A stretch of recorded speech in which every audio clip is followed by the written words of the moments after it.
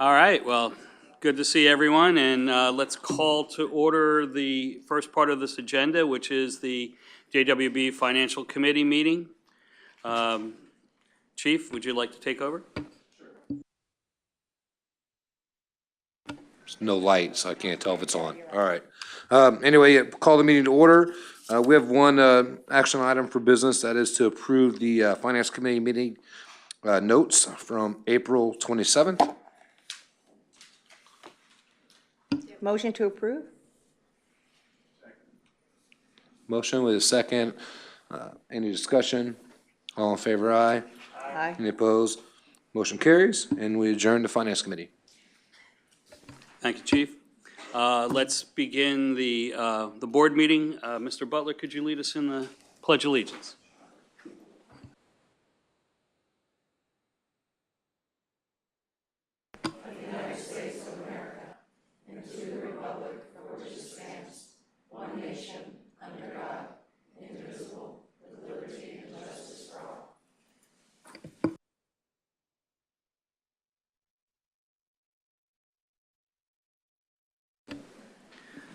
All right, moving on to the consent agenda.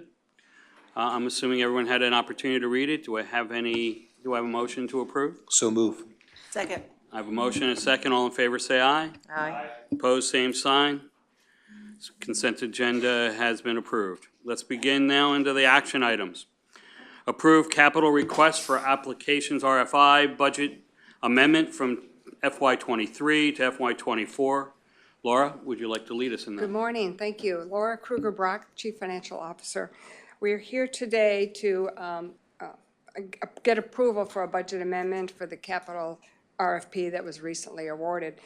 We awarded back in April, the April 22 meeting, the release of the capital non-operating award. What we had done at that time is because we were unable to spend those funds in the current fiscal year 23, we wanted to roll those over to fiscal 24. So the release of the RFA will award $3.5 million in funds, and that will be effective when those awards are granted, excuse me, in November. So in order to accomplish that, we need to ask for a budget amendment to move $1.75 million, which is currently in the fiscal 23 budget, over to fiscal 24. So that's what we're here today, to ask for that budget amendment approval. Do you have any questions? Seeing no questions, do I have a Motion to motion to approve? Motion to approve. Second. I have a motion and a second. All in favor, say aye. Aye. Those opposed, same sign. Motion's approved. Moving on. Approve recommended revisions to the board policies. Laura, you're again. Thank you. Yes. So on an annual basis, we review the board policies, and we've been taking a stance that every other year we'll do a pretty comprehensive review, and then on the alternate year we'll just do a review and update where necessary.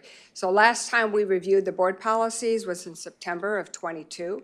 And before you have a red line draft of some changes that were made. They were very nominal and minimal, but we review those with legal, and we review those to determine that we're in line with the statutes and best practices. And so just want to remind you that we have retained the process improvement consultants, Civic Initiatives, and they are looking at the board policies as well as they do their review of our procurement and our onboarding processes for our new programs. So when and if they complete their review and have any recommendations for our board policies, we'll certainly take those under consideration. And if we need to come before you to have any additional changes, we certainly will do that. But at this time, we're asking for approval for the revisions that we have in front of you today. Do I have any questions? Seeing none, do I have a motion to approve? Motion to approve. Second. I have a motion and a second. All in favor, say aye. Aye. As opposed, same sign. Motion's approved. Moving on. Approve recommendations to not renew the contract with the Greater Ridgecrest Area Youth Development Initiative for FY24. Karen Boges. Good morning, Karen Burgess. I'm the Chief Program Officer. Last month, at our board meeting, the board requested to pull our information item that contains our programming and financial monitoring visits. In that monthly report, we provide those agencies that are on a corrective action or on a performance improvement plan. Specifically, Grady was pulled the board asked us, JWB staff, to come back this month with a staff recommendation as well as a potential transition plan for services. So that is why I'm here this morning. I'm going to read the recommended action and then walk you through the memo. Approve recommendation to not renew the contract with Greater Ridgecrest Area Youth Development Initiative for fiscal year '24. Greater Ridgecrest Area Youth Development Initiative, and we refer to them as Grady, is one of our neighborhood family centers. They are located in Ridgecrest community in the unincorporated area of Largo. They provide homework help, tutoring, after-school summer programming, family support, and other community services. The budget for this year includes 11 positions, 7 full-time and 4 part-time positions. The overall allocation is $684,582. Grady has been on a corrective action since last April, so a little over a year. The agency was initially placed on corrective action for not meeting its contractual requirement to become a licensed facility.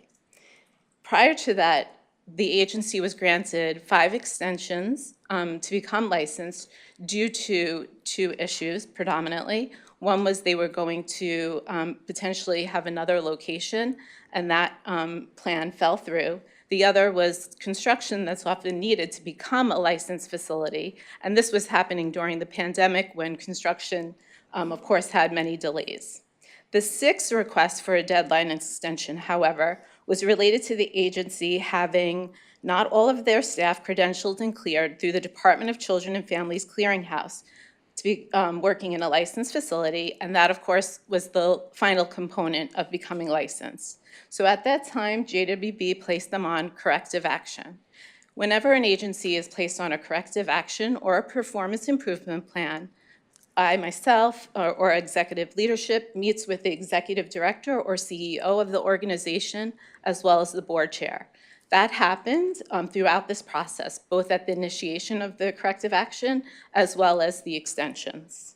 In addition to that, they receive a formal letter. In the letter, it states that any time during this corrective action or a performance improvement plan, if other items are identified or concerns are identified, we can add that to the plan, we can extend the plan, or we can take some other further action. So while they were on the corrective action during this period, they did achieve licensure in June of 2022. However, 2 other items arose as great concern. One was that they did not adhere to some of their organizational and policies and procedures.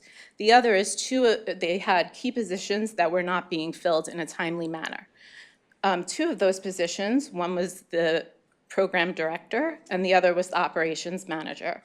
Both are key positions for both program service delivery as well as overall administration of the organization. And in particular, the operations manager remained vacant from February 2022 through November of 2022. The agency, by the end of November, completed filling their positions. However, at that time, they were still remain on a corrective action through the end of December, at which they were receiving a financial monitoring review.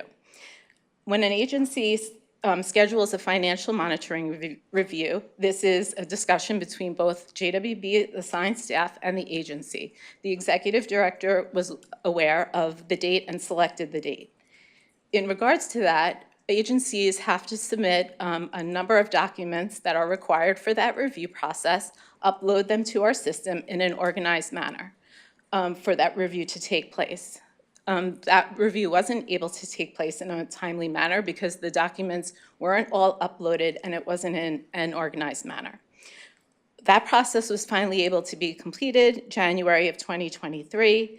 The outcomes of that financial monitoring were that some of the issues that were previously identified in the previous fiscal year carried over to this fiscal year, and some new concerns were identified. In addition to that, on the program monitoring side, we're reviewing the numbers, looking at in our data system, or if the provider submits their data to us, we're looking at how many participants are being served as part of this process. With that, we have ongoing, to this date, data quality concerns. But at that time, they showed 19 youth being served and 8 adults. The agency has the ability to serve 42 children and youth in their after-school program at any given time, and especially when programs do both year-round programs. So when they do after-school programming in summer, we do see a shift in kids. So total, the target for them is 65 children throughout the entire year. In addition to that, they are targeted to serve 95 adults. So this was a big concern in terms of the low participation of numbers being served. So with all of that information, in response to that, JWB staff extended the corrective action through June 30th.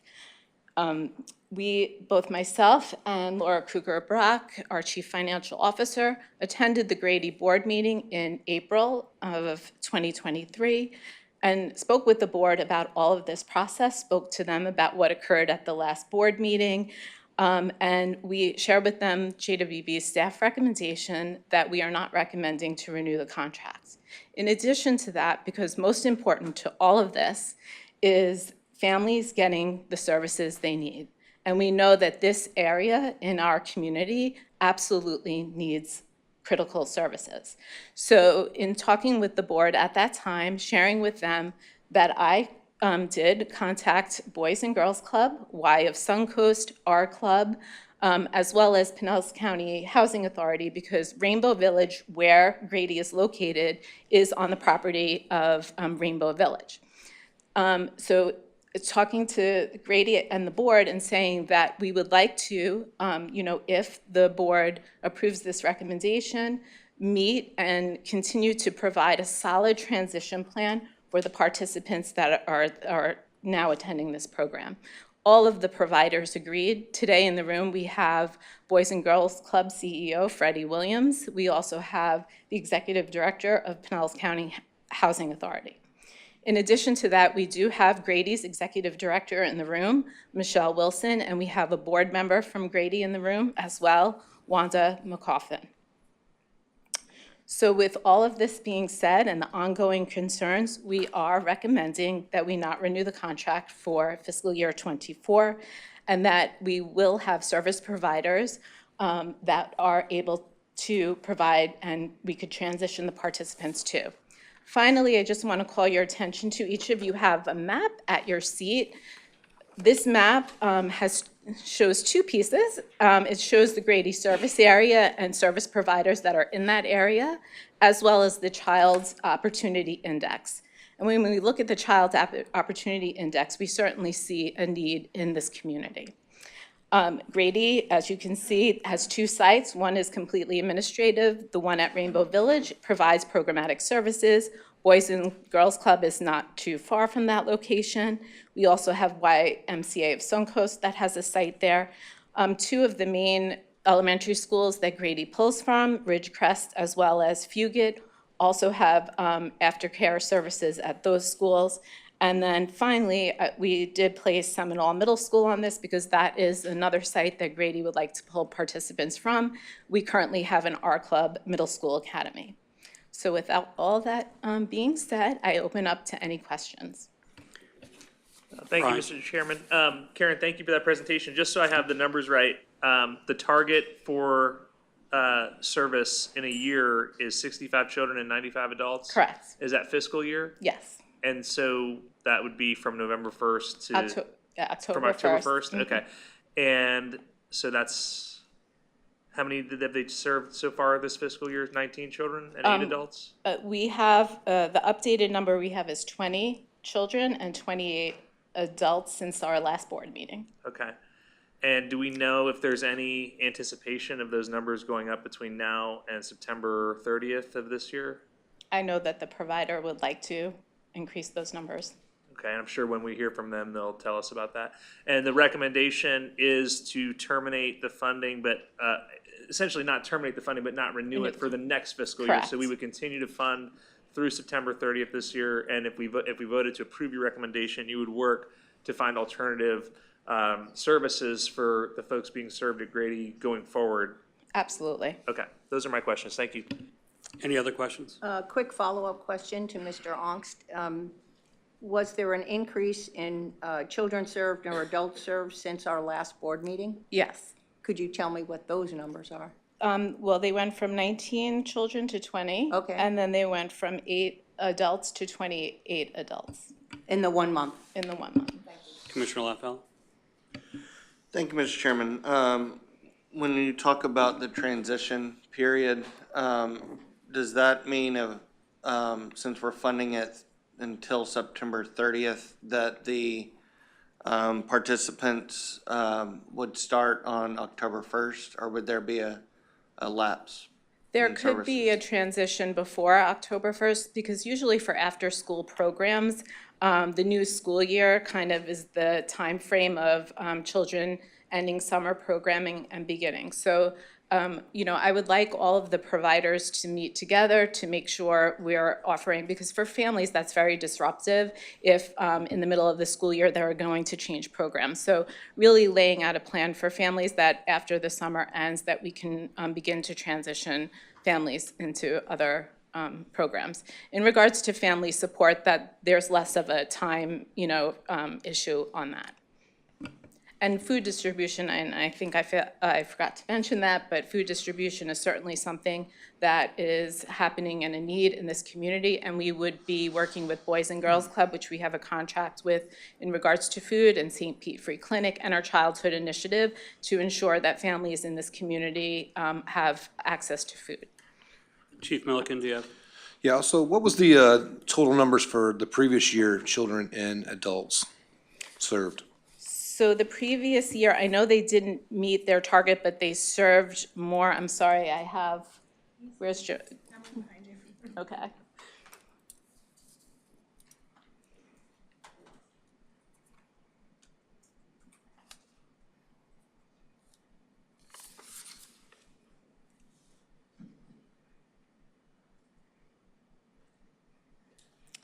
They had met 69% of their target, but I'll get you the exact numbers for adults and youth. Last year it was 38 youth and 20 adults. 38 youth and 20 adults. 20 adults. Okay, thank you. Any other questions, comments? Brian? So, are this $684,582, are we funding that based on as services are provided? So in other words, that funding would lapse, like if last year they hit 69%, that means 31% of their funding lapsed, and this year, if they're less than half, then, more than half of their funding would lapse, or am I not understanding that correctly? We would definitely see some lapse with the vacancy in positions and less participants, but I would have to ask Stacy Gill, who's here, our finance manager, in specifics of where they are in lapse so far this year. I guess what I'm trying to understand is, it's not like we're giving them $684,000 and not doing anything. It's, they're getting paid as they provide services, essentially. Yes. Cost reimbursement. So if they expend the funds, they request reimbursement from JWB and then evaluate the reimbursement request. And then reimbursement if everything is appropriate. Okay, and then, do we fund them in any other ways, other than this one program?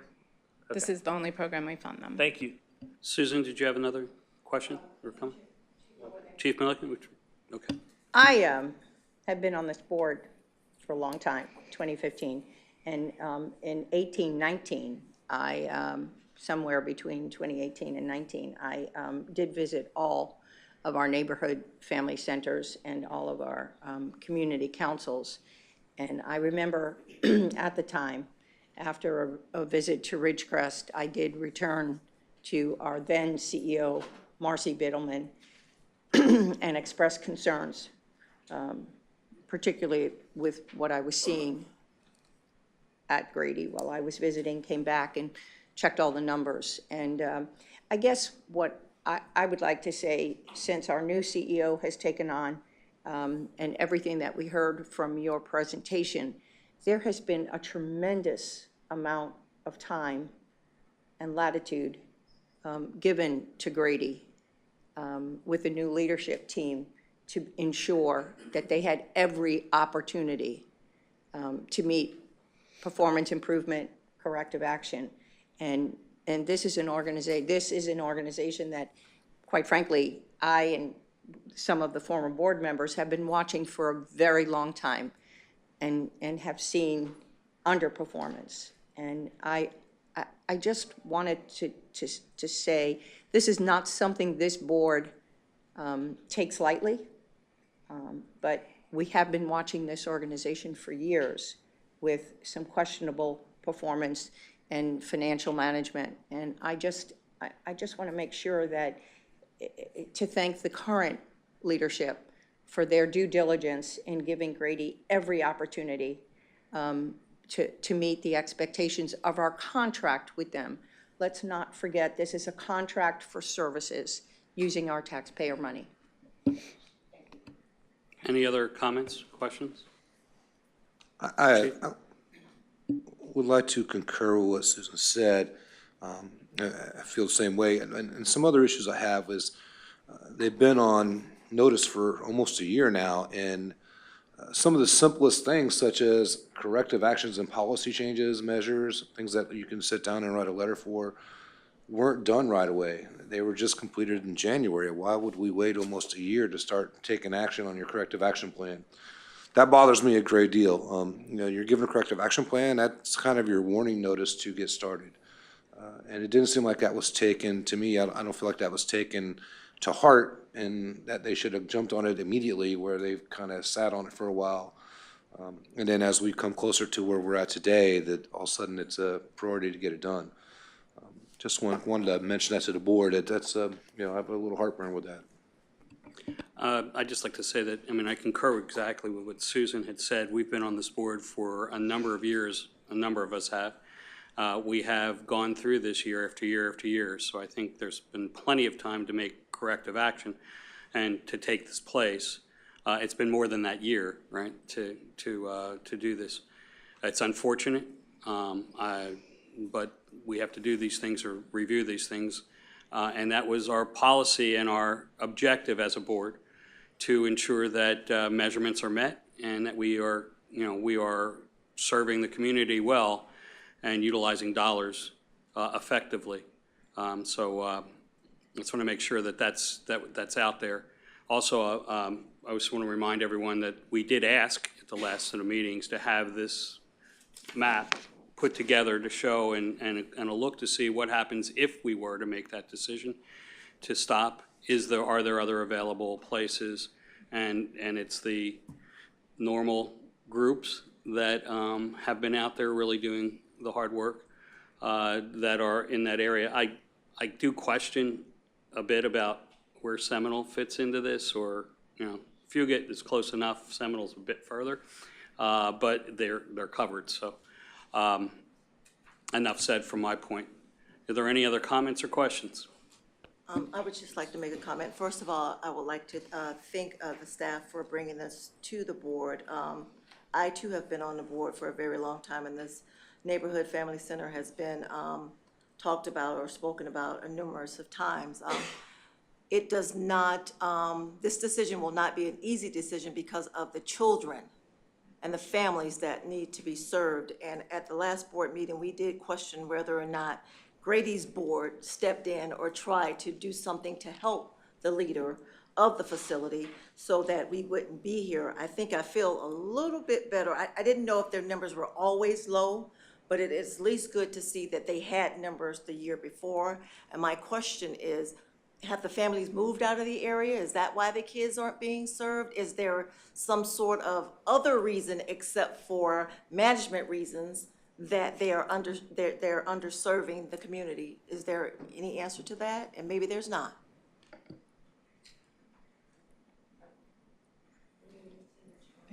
She has a card, I think. Oh, are you? Are you asking? Oh, I'm sorry. So, you know, Rainbow Village is having a phased approach, and I'm probably not going to articulate it completely 100%, but but they are under a redevelopment. So they're doing this by phases, which is absolutely impacting all of the families that are living in that area. And that is one of the questions we were asking Michelle, the executive director at the time, especially in terms of family support services. That families are in need of being relocated in some cases and having the ability to work with families and help with whatever transition that can take place. But there is, I believe, and Neil, you're here, there's a three-phased approach to the redevelopment of Rainbow Village. It hasn't started yet, but it will. All right, are there any more? Yes. Yes, Chair, thank you. So I just wanted to make mention of a couple things. First, I want to thank the staff for their diligence in answering our questions from the last board meeting and others that we asked in between. You've done a lot of research on this, and we appreciate that to support the decision. The reference about Seminole Middle School, the students who live in Rainbow Village attend typically Ridgecrest Elementary School, but then Seminole Middle, and then Largo High School, and that's why that's listed on the map. My biggest concern, and the reason that I support this recommendation, is that the number of adults employed or should have been employed and the few children that have been served. And that's our goal, is to serve the children. And so if we can't do it through this organization, let's find others that we can, because the need is certainly there. Okay, do we have any more comments or questions to the staff? Seeing none, do we have any cards? Yes, we have two cards. The first one is Michelle McFarland on Grady, and once you get up there, you'll have 3 minutes to make your public comment.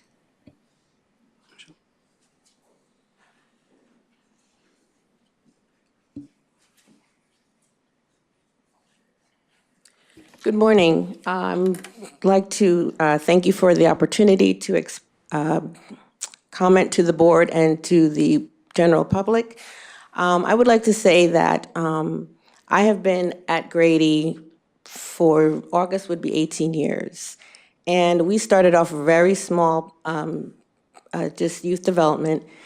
And we have grown that program over the years into a full-fledged, full-service family center.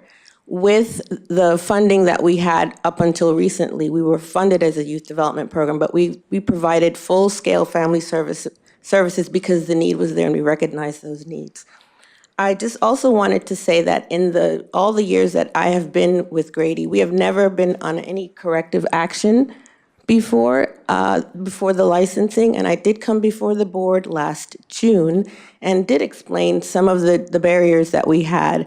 In reading this board memo, there was a note saying not all staff had credentials. Well, all the staff did have credentials, but toward the end, when you have to go through the clearinghouse, that is when, even though they had the credentials, they were not able to work because you were not deemed eligible. I also wanted to say that to consider the program-wide services that Grady offers. We served up between 2017 and March of 23, over 31,886 people and families. That includes food, back to school, homework, all kinds of family support that doesn't get captured in the current data system. So we don't have a way of showing that. And I believe in this quarter, we're already at 4,000 people served with the tax prep, food services, budgeting classes, parenting classes. We do a lot of other things that are not readily captured or can be shared. And I'm very proud of the work that we have done over the years, wherever the decision is. I'm very proud of the work that we have done. We have served many kids over the years, many families, and we have had wait lists. Yes, the pandemic did not help us. We lost kids. Our middle schoolers could not get to us for transportation. That's why we were trying to revisit the idea of transportation with the middle school so that they could get to us. We've had to work with a lot of barriers, so thank you. Oh, thank you. Okay, so I just wanted to say that there's been many efforts. We've had huge impact in that community. We have long-standing relationships with families and providers. We are a very supportive program, and I just wanted to make sure that that has been expressed to this group. And thank you. Do we have any other comments or questions, or comments, I should say? Cards? Oh, we have one more, sorry. Heather Cameron?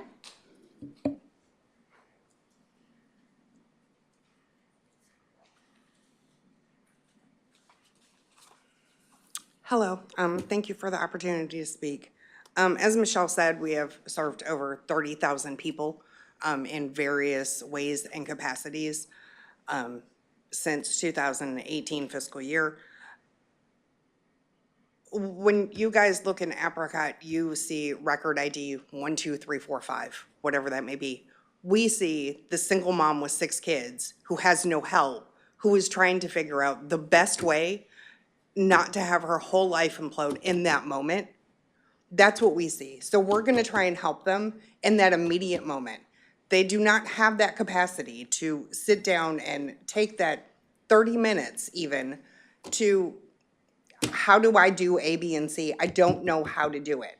They're trying to figure out how to help their families. They're trying to get to work, go to school, do whatever they need to do.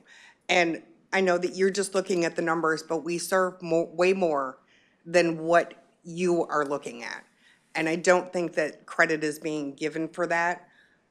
Our community, they're amazing. They really, truly are. They are resilient and they do everything that they can. And it is really tough to gain the trust of that community, and we have done that. We have seen our kids go from little bitties to graduating from high school and going on to college, and they come back and thank us for everything that we have done for them. And personally, I live in my community. I am a homeowner. I am a taxpayer in Dansville, which is just adjacent. I am literally 4 blocks from where I work. Convenient, not always the best, but I love my community and I love my people, and I will do whatever I can to help every single one of them succeed. But I will always see them as more than just a number. Thank you. Just one comment. With all due respect, I understand your position. No, you can come back, that's fine. With all due respect, I do understand your position, but I just want to make it clear that this board does not look at just numbers. This board, many of us have been on here for years and have followed through this process. We look at data. We have staff that drives to make sure that they're looking at the specific issues. There's no one treated any differently in this process. As we look at things, I think the other providers can agree with that. So I just want to make sure that you and as well as the public knows that this board takes every one of these issues into their thoughts, and also are very, very concerned and very focused on serving the families and the children of these communities. So I just want to make sure that's clear. Okay, moving on. Are there any other comments or questions? I do have a question. What I heard said was that to date, they've served over 4,000 people. Karen, does the 4,000 people served, they said that it was not captured in the data that we get. So am I to assume that that's not with JWB funding that they've served the public with? Okay, thank you, thank you. It's in program-wide services, so every event that we do, whether it's electric assistance, women's group, art nights, food distributions of any kind, whatever that is walk-ins, is all entered into program-wide services within Apricot. We keep all of the sign-in sheets, all of those things, and that's where that data is captured within the system. Okay, any other comments or questions? I'm going to make an assumption that all of our family services, 8? Yes. Are treated the same, numbers are counted the same, services are counted the same, that Yes. all 8 are treated equally. Yes, and the family support, specifically the family support services that we are counting as part of their contract, it's a performance measure in their contract. Services have to be attached in our system accordingly, and that is for families that are receiving more than a one and done type thing. Correct. So they are meeting, the staff is meeting with the family, working on a family support plan with them, setting up goals with them, following through, making sure the family is either progressing on their plans or potentially, if they're not, what other needs need to be addressed.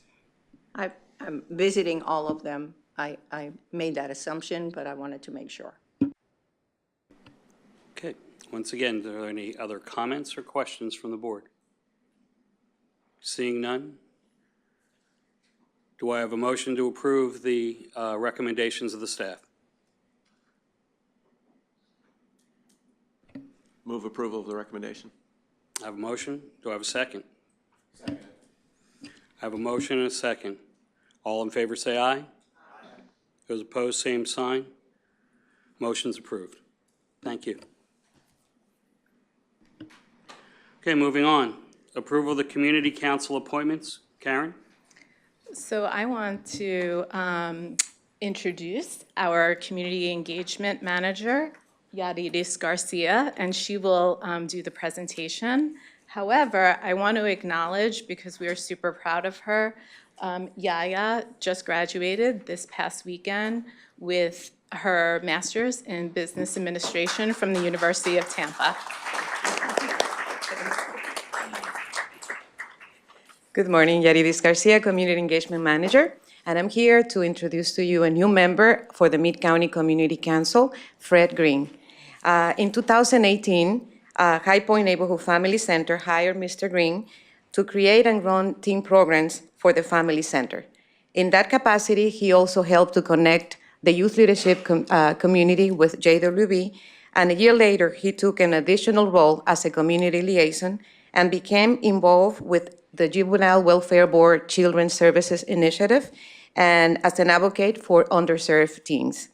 On that same year, he earned a degree in public policy and administration and became a certified Florida Child Care and Education Program Director. He's also involved with the Childhood Hunger Initiative as well as the Fatherhood Initiative, and he served on the school advisory board for both High Point Elementary and Morgan Fitzgerald Middle School. In 2022, he became the new executive director for the High Point Neighborhood Family Center and the High Point Youth Empowerment Center. His goals as a new executive director is to enrich the High Point community and ensure that the community will always have a place at the table. And he believes he can accomplish this by creating partnership with Pinellas County School, the City of Largo, and JWB. Upon this approval, we will have 42 community councils serving the community. And Fred Green is here if you have any question. Are there any questions? Congratulations. We haven't voted yet. I You're can a make a little motion bit to early. approve that. There we go. Second. We I'll second have a that. motion and a second. All in favor? Aye. Those opposed, same sign. Now, please, congratulate.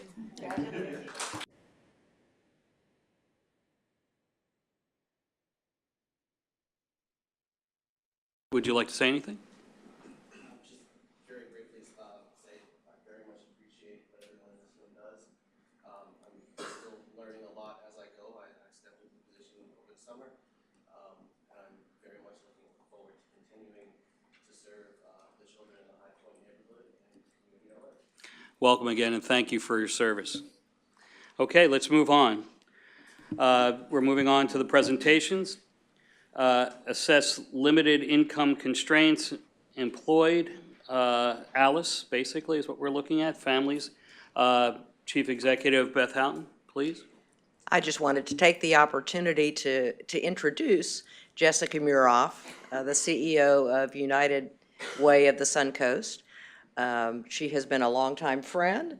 The Alice report is a report that we have used for years to illustrate that next group of families, often called the working poor. It's a very valuable asset and to all of us who do planning. And the newest version was released just 2 weeks ago today, I think. So this is a report hot off the press.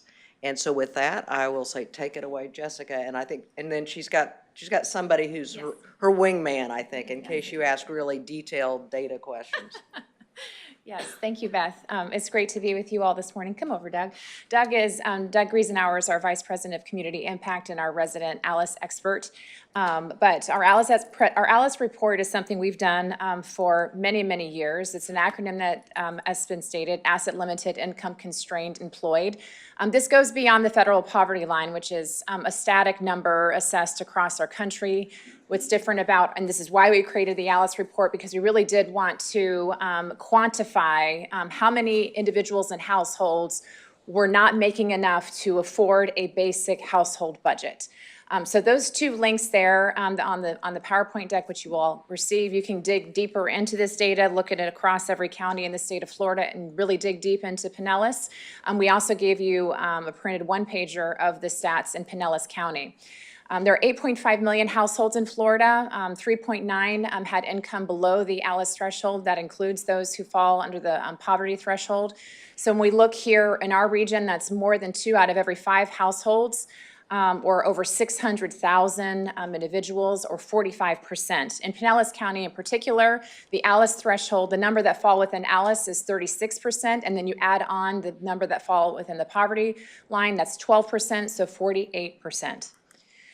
So ALICE, just as Beth said, the working poor, these are the people that we see every day in our community. The top 20 occupations in the state, it's estimated that 1/3 of all employees fall below the ALICE threshold, and some within the top 20 occupations, and those providing critical services in our community are accountants and bookkeepers, registered nurses, middle school teachers, most especially our child care workers. So our ALICE report was delayed by a year because of collecting, the challenges collecting data during COVID. So just some things that they're different.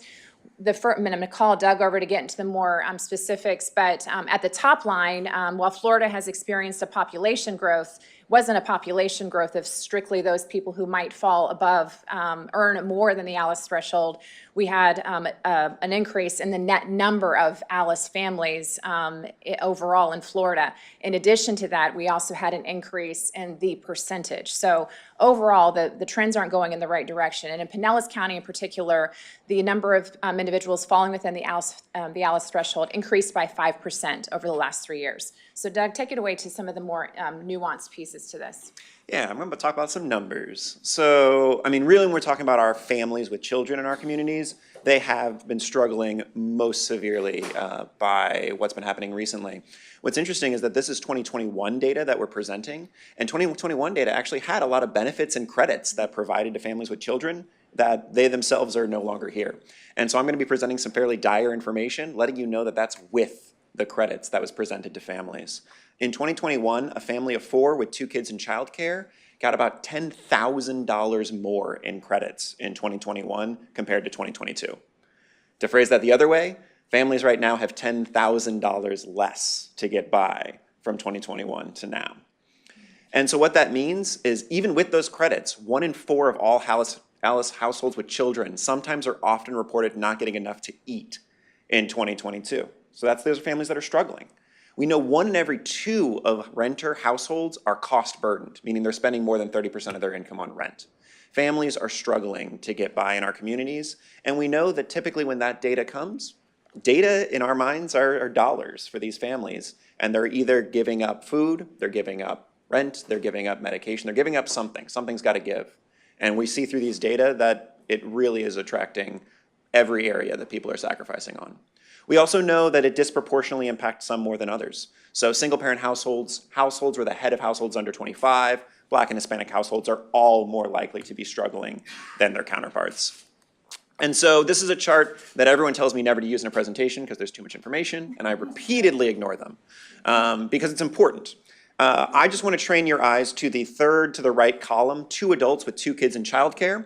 I do that because JWB is focused on children with childcare, and that's my household, and so I'm selfish, and that's what I want to look at. And so if we look at 2 adults with 2 kids in childcare, though, again, most common disproportionate number of families with childcare have at least 2 kids. And we go through it. I want to just look at some of these numbers. Housing of rent in 2021, $1,148. If you can find rent in Pinellas County for $1,148 right now, please let me know, right? These are conservative estimates. Childcare alone is listed at $1,875. And I pull those two along because, again, $1,800. If you can get childcare for a kid for a month for about $900, again, please let me know. Those I focus on because they're the two highest cost areas in a family's household budget.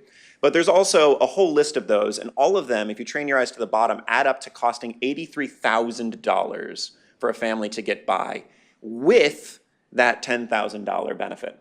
So again, you take that out and it's now $93,000 for that family to get by. If you don't like that giant chart, here's another one that's a little clearer that shows, again, the chart on the left is that household survival budget, stacking it all up together. Next to it are if you take the two most common jobs in Florida, that would be a cashier at a local grocery store, as well as a retail sales individual.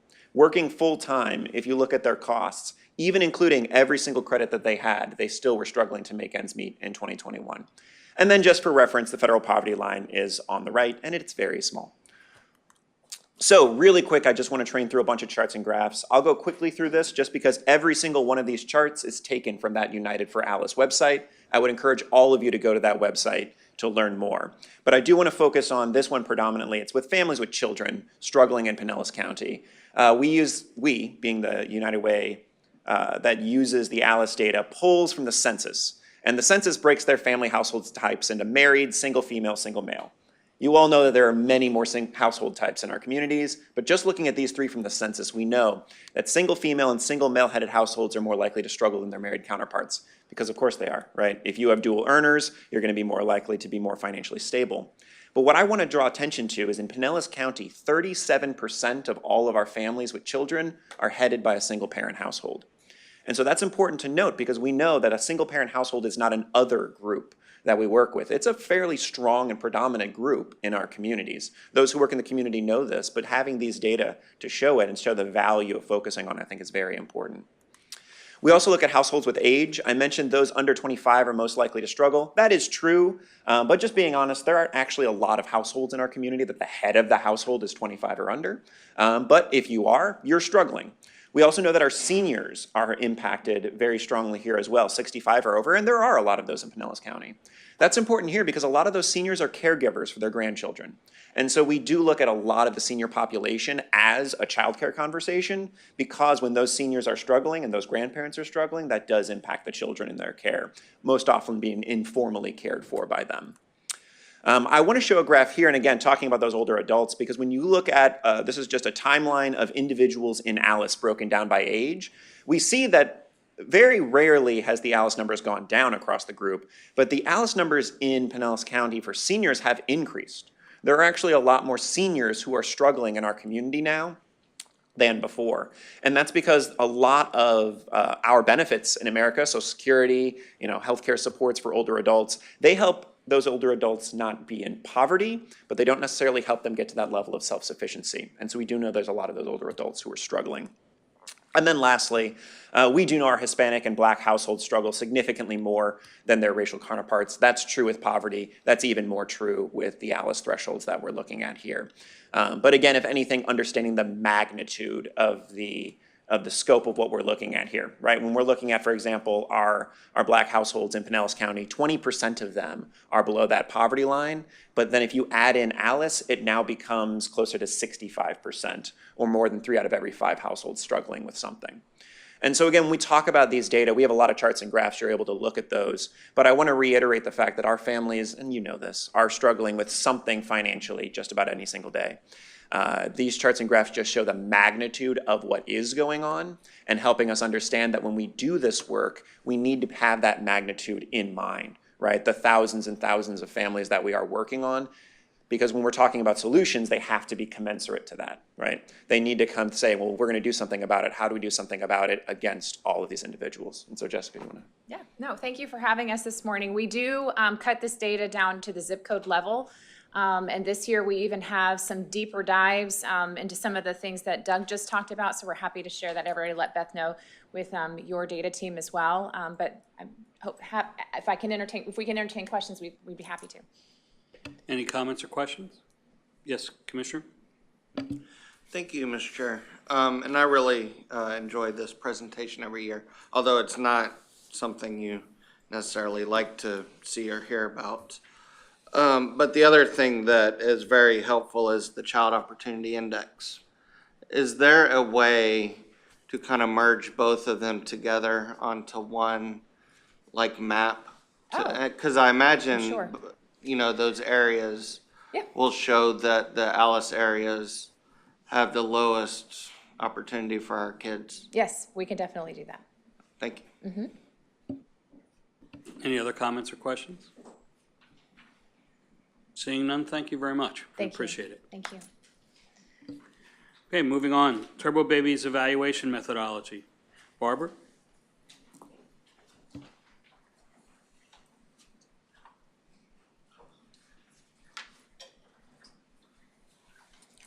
Good morning.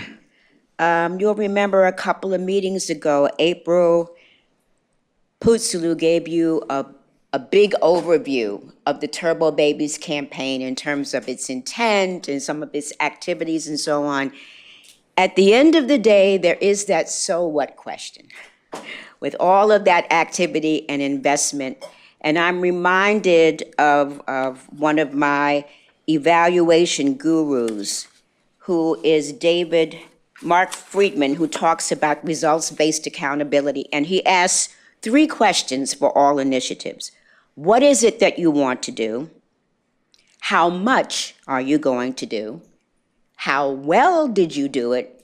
And at the end of the day, is anybody better off? That's sort of a classic evaluation paradigm. And so we've applied that to looking at Turbo Babies, and we decided that we would use, as an evaluation unit, the World Health Organization evaluation protocol, which is a way of answering those 4 questions.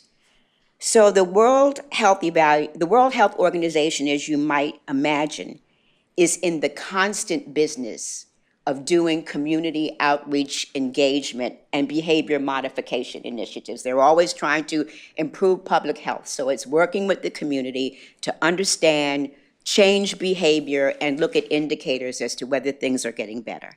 So we decided we'll use the World Health Evaluation Model, which is based on an established logic model. And a logic model, the biggest analogy I can make to a logic model is it's like a strategic plan for evaluation.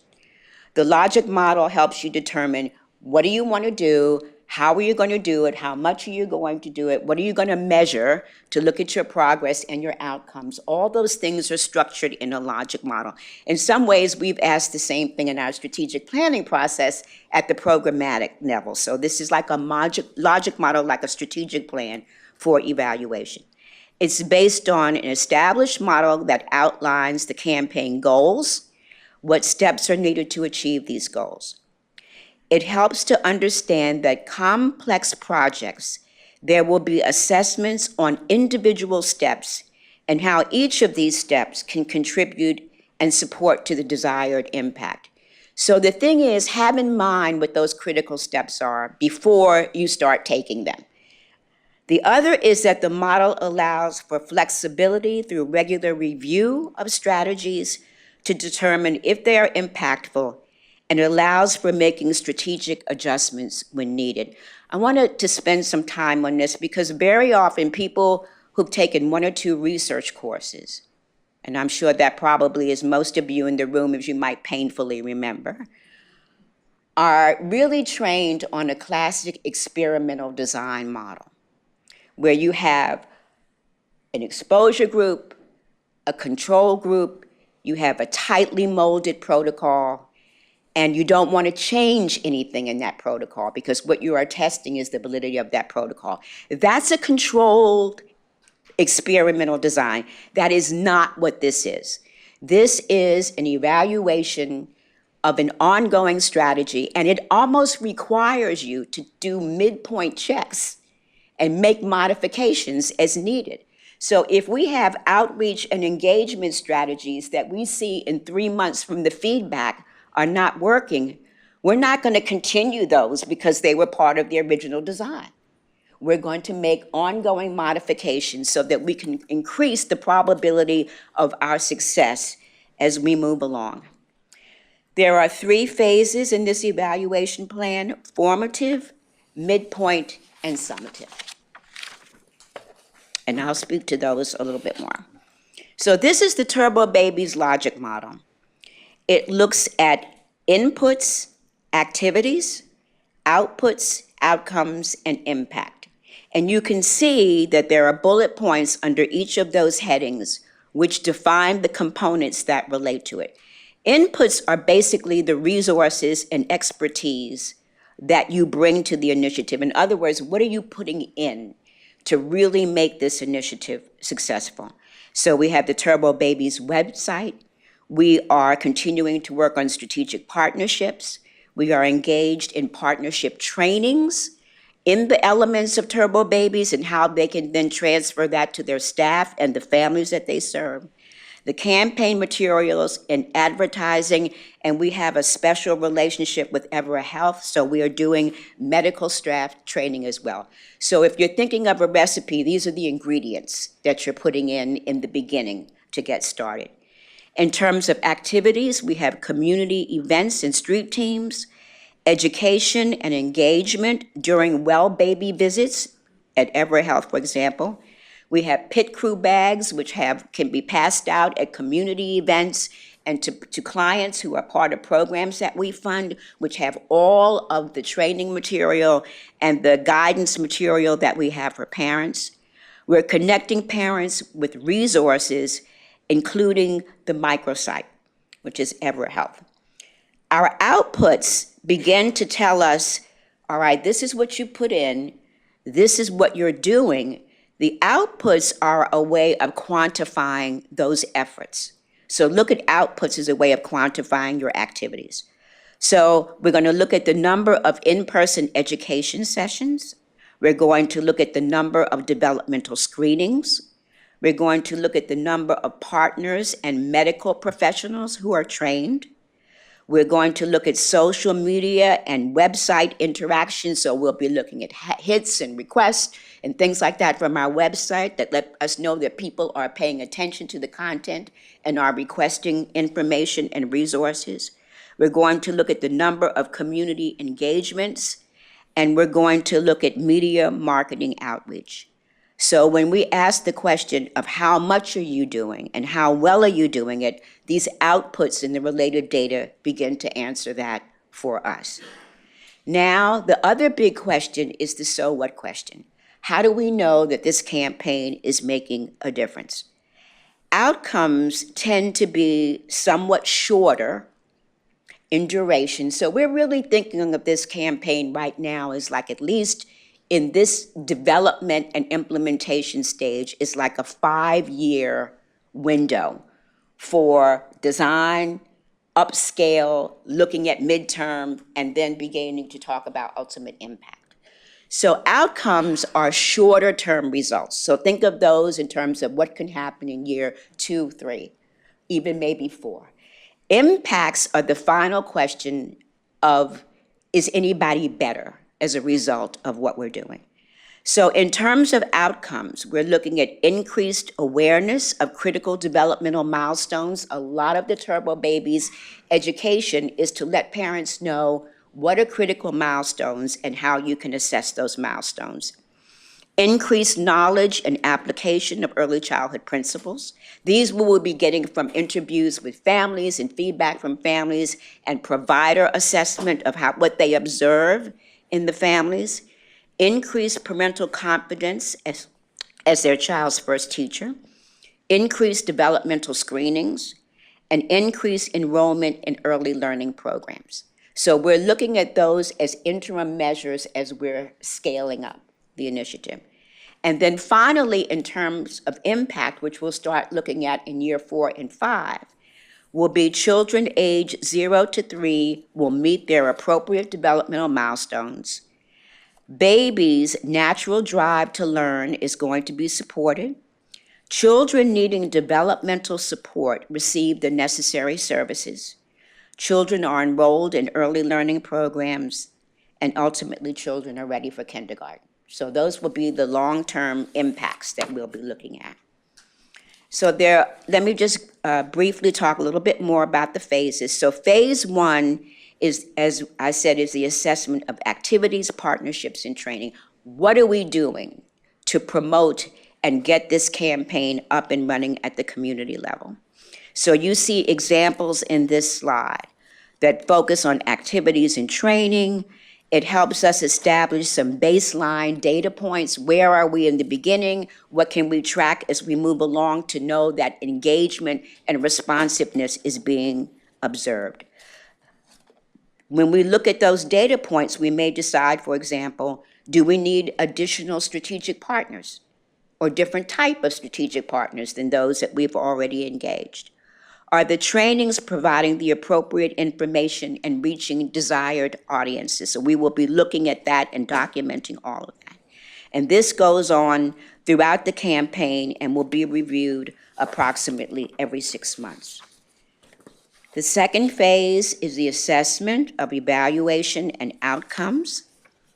And as you can see, we've moved from purpose to example data points, to giving you some information on our data collection tools and the time frame for those. So all of that, and I have suggested that a copy of this be sent to you after the meeting so you have it for additional reference. Phase 3 of the Turbo Babies campaign is the big so what question in terms of impact. At the end of the day, what difference does this make?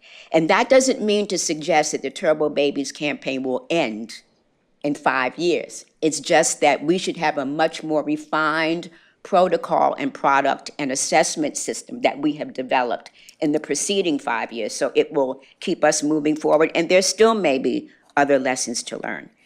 So the purpose then of the impact assessment is to ask the question, do the children exposed to Turbo Babies campaign have more positive outcomes as compared to the Pinellas County general population of children aged 0 to 3. We also have a gift in our relationship with EverHealth by using children who are in their service system, in their pediatric service system. Because our assumption is, and we hope it will be more likely than not, that these will be children which will stick with that pediatric service from the time that they're infants through 1, 2, 3, maybe even 4 or 5. So they're sort of a really observable, trackable group that we can look at the impact of this over time. So that really is a gift. So we're calling them a comparison cohort. Will we see change over time as the campaign changes to meet the needs in the community? That's sort of lessons learned that help us refine the strategy.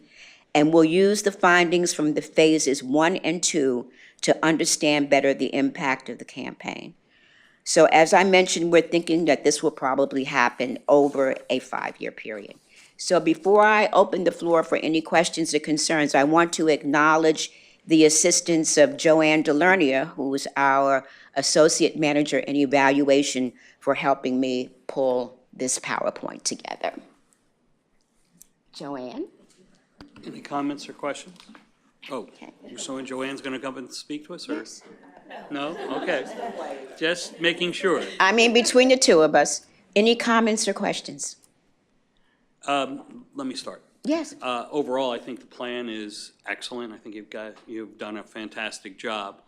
The one question I guess I'm looking forward to hopefully seeing as you move forward with it is some measurement around the numbers of children moving on and maybe into the school systems, into VPK, not just kindergarten, but into VPK, and then how they're progressing, those that have gone through this, how they've progressed in their education and in their just general life.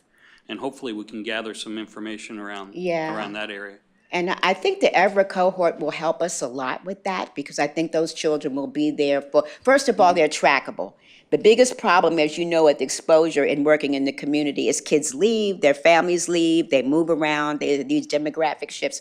Hopefully that cohort will be stable enough that it's a subset that we can look at, to really answer. So, and let me just say one other thing.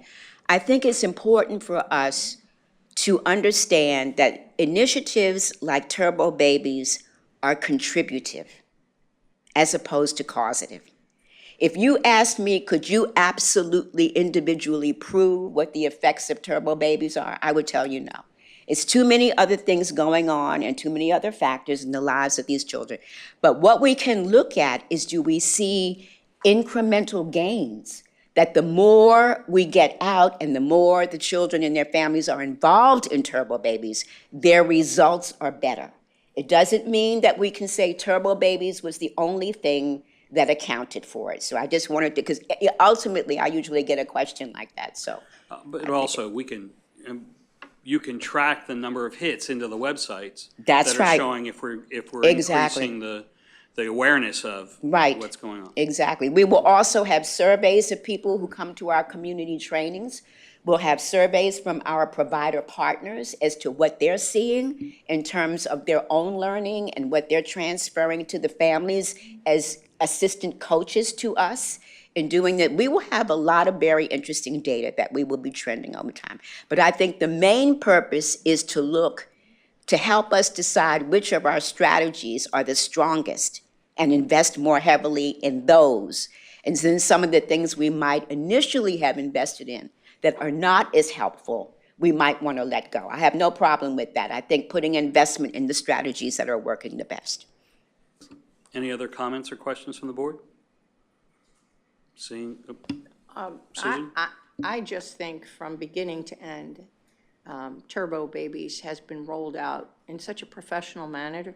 And April, I think you're back there. Some of the beginning work for Turbo Babies. It's just been really an exciting program to watch. And today, your presentation puts the specificity to it that we needed to lock it up. And just a thank you and a I'm recognition excited. of all the staff involved in this. Yeah, I'm very, very excited about it. So we will be doing periodic reports to you through those phases. When we're in the implementation phase, we'll report to you on how things are going. When we get in the middle, when we start to begin to look at impacts and outcomes and EverHealth cohort data, we will be doing periodic presentations for you over the years to keep you informed of how we're progressing. Any other comments, questions? Okay. Seeing none, again, thank Thank you for you. the presentation, and also just a reminder, I think that you know that this board has been very supportive of this effort. Will be continued, I'm sure that we'll continue to be supportive, so reach out to any of us if you need the help. Okay. Thank you. All right, moving on to the strategic plan update. Linda?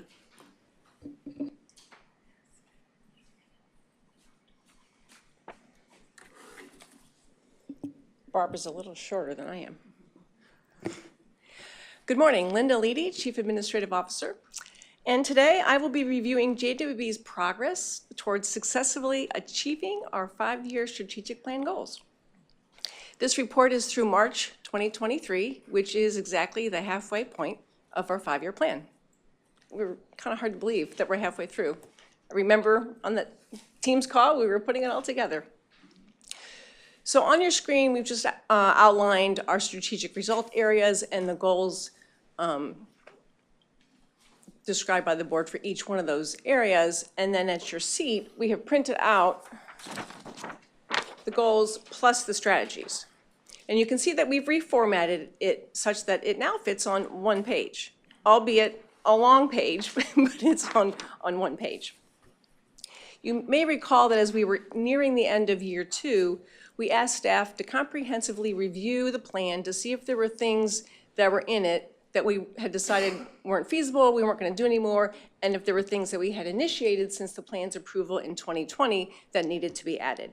So as a result, staff did recommend removing a few things like COA accreditation, because we weren't going to pursue that, and then adding our work for grand families, our workforce stabilization, and our procurement of the new strategically aligned programs.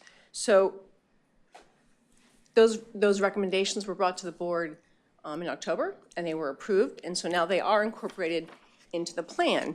You will see grand families listed specifically in strategy 1.7, but it's also infused throughout many, many other strategies in the tasks that we've outlined. The workforce stabilization and the procure and implement new programs to meet the strategic goals appear as the two new last strategies in each one of the areas except organizational capacity, because that is our inward-facing goal. So with that background, let's see how we're doing. We had estimated that we would be about 47% through our plan at this point in time, and we believe we are actually 49%. So we are on track. And let me give you a little reminder of how we get to these numbers and how we calculate this. So as I stated, the board approves the goals and the strategies, and then the staff figure out the how. How are we going to get it done? So the staff have identified, did at the beginning and then did some revisions at the end of year 2, 135 tasks that if we successfully complete, we will complete our plan on target. Some tasks are through the life of the plan, and some start a little later and go to the end, or some start a little sooner and end sooner. So with those estimated timeframes, we have an estimated completion date. In previous plans that we've done, we didn't have timeframes set on either side, so we had red, yellow, and green. Red means we haven't started it, yellow means we're in progress, and green means we've completed it. And when we got to the middle of the plan previously, we had a lot of yellow. So we knew we were in progress, but we really didn't know, if we were on target. So by assigning these start and end dates, we're better able to determine how well we are progressing through the plan. So we are pretty much right on track. So as it breaks down by strategic results area, there we go. You can see that we are generally on track as it evens out. We're a little ahead on early childhood development and school readiness, pretty much on track with school success, a little ahead in PCAN, a little behind in strengthening, and then organizational capacity is pretty much on track. So let me just quickly outline some of the key activities we've done in each of these strategic result areas since my last report. Early childhood development, as you just heard, we've launched Turbo Babies. We have completed research on grand families and begun planning for Grand Families Community Event in fiscal year 24. Our 0 to 3 think tank continues to meet regularly and advise our staff. And we have funded 5 new programs through our strategically aligned program procurement. And our workforce stabilization program monitoring for this result area is in process. For school readiness, we are piloting cognitive, social, and emotional well-being tools in school readiness programs. We recently funded 2 large school readiness programs through our new strategically aligned procurement with an effective start date of April 1st. And also in this result area, our workforce stabilization programming monitoring is in process. School success. We have engaged with Lectio to develop an evaluation, develop an evaluation plan for our grade level reading. We are reviewing our social emotional curricula, but that has been placed on hold because we need to identify which programs we're going to be working with to pilot that. And those programs are still knee-deep in the workforce stabilization, catch-up. And the other piece of it is that we've had some JWB staff turnover. So between those 2 factors, that's a little bit behind schedule.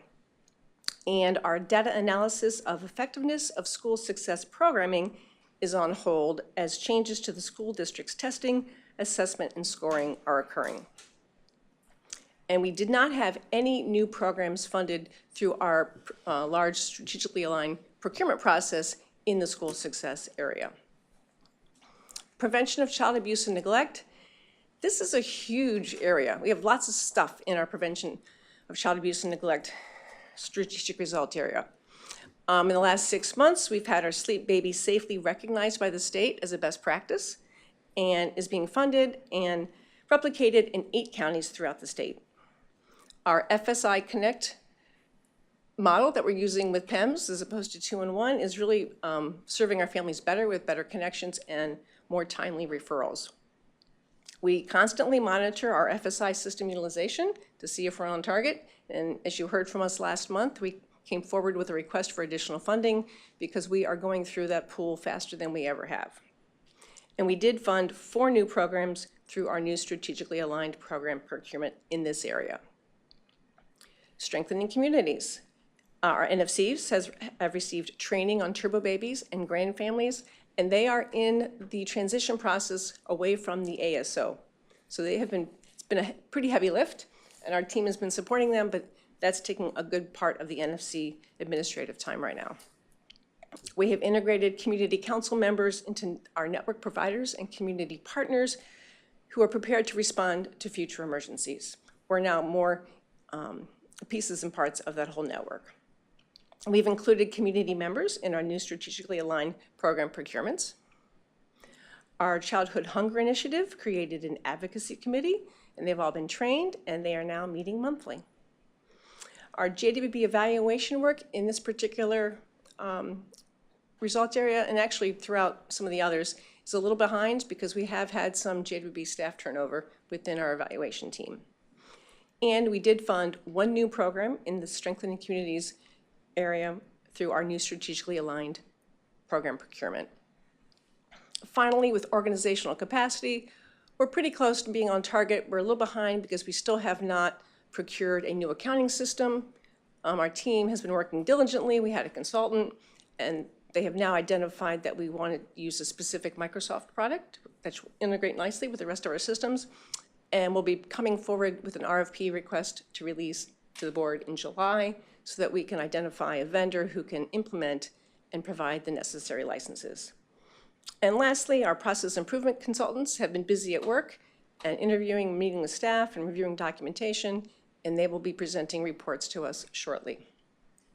And that's it. Are there any questions? Any questions? Susan? I love the format. Just really appreciate all of the work that's gone into this. I like the fact that during these intermittent updates, we're focusing on tasks and advancement. And it begs the look back to what Barbara just presented, which is the evaluation process of inputs, outputs, outcomes, impact. So I think what we're hearing in these presentations are outputs and in some cases, outcomes. I believe we're focusing on those 2 areas of an evaluation process. So at some point, I know what will come, and I hope it comes. That's why the light's really on, is to say we will eventually have to talk about impact. Right. And I know while you're going through the paces, it's hard to look at the end result of the so what. And again, I always find that I sit here and represent a little bit of Bob and Bernie. Right. Just a little bit. But I think that's the end goal as we get into 2024 particularly. Right. To see if there's any last minute adjustments that need to be made. So just an observation. Right. Any other comments or questions? I do have one. In the strengthening communities area, that's the one that probably has the biggest disconnect or difference, is about 8%.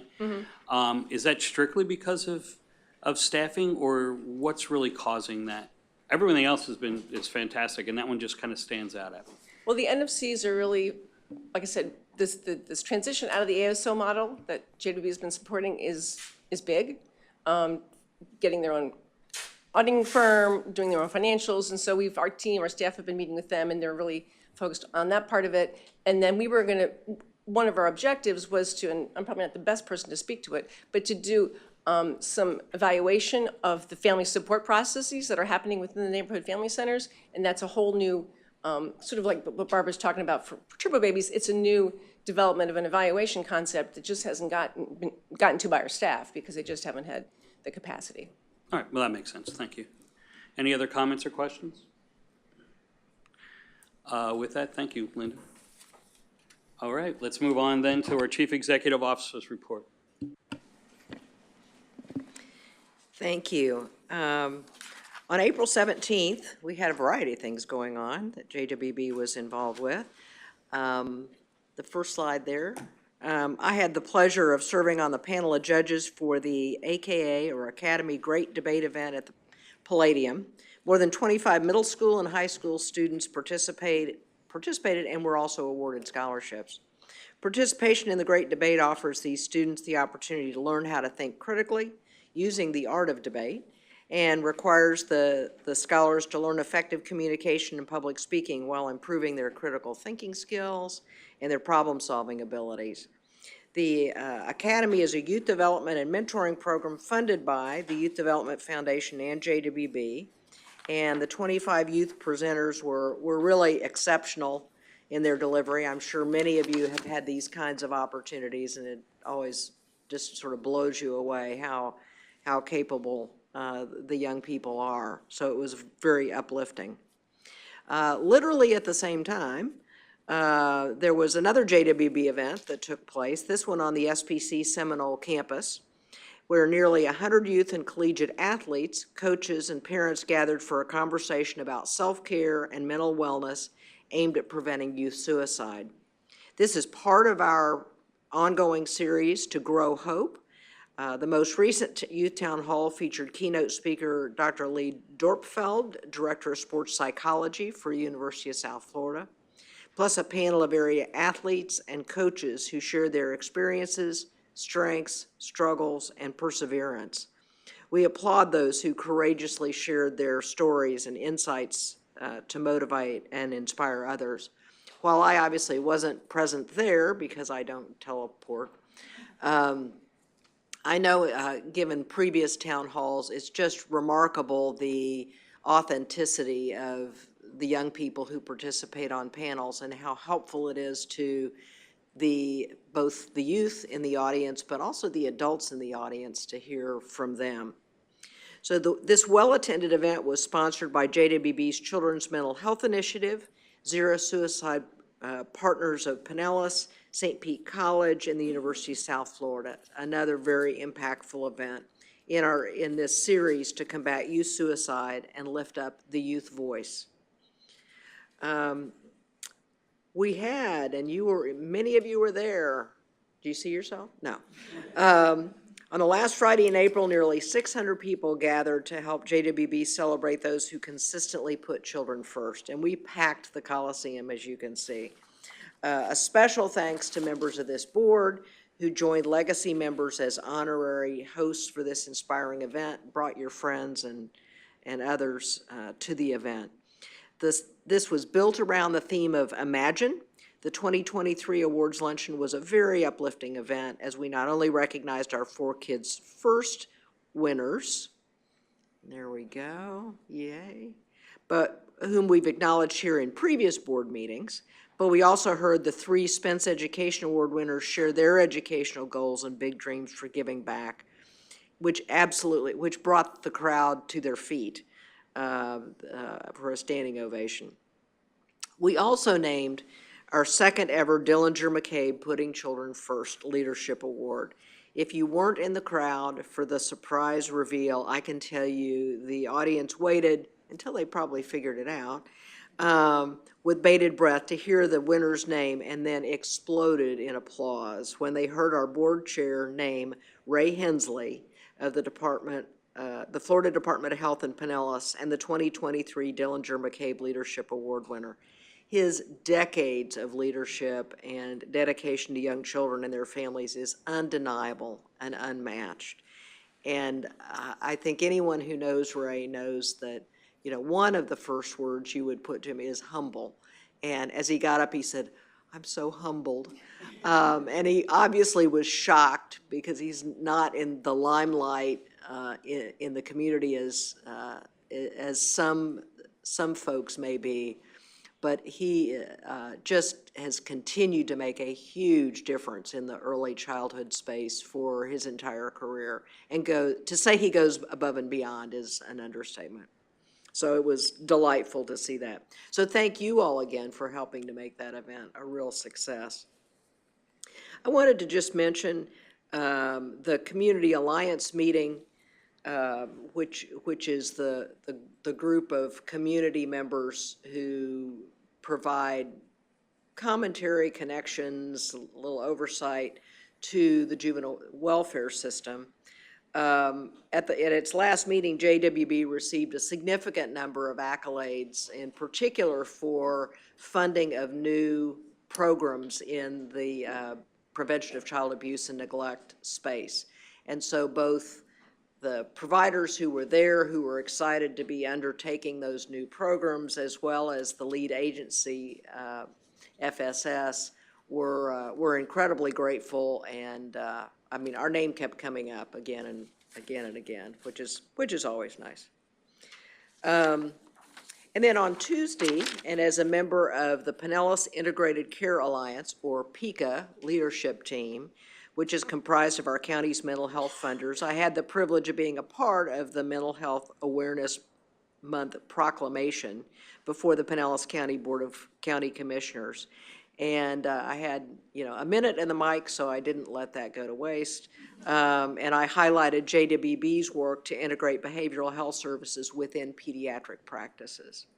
Other PICA leaders in attendance included Lourdes Benedict from the county, Dr. Yuli Cho from the Florida Department of Health in Pinellas, Ciamara Bridges Mate, the new executive director for NAMI Pinellas, and Linda McKinnon from Florida Behavioral Health Network, all terrific partners to JWB as is appropriate. I mean, I said, sometimes we collaborate, sometimes we divide and conquer depending on what's appropriate, but they're good partners. And that concludes my report. Thank you, Beth. Moving on to information items. Are there any comments on or questions on the information items? Seeing none, do we have any additional cards? None.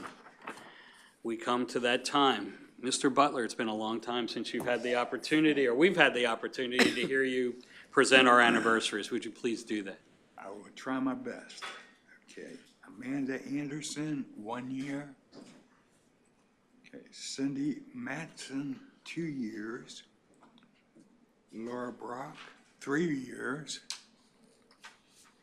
Joanne DeLeon, 6 years. Lorraine Hayes, 7 years, and Ann Crawford, 9 years.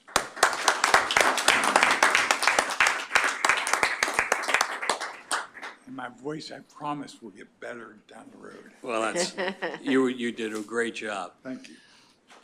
Seeing that there is no other business or other comments, sir? Oh, seeing no other business or comments, I'll bring this meeting to adjourn.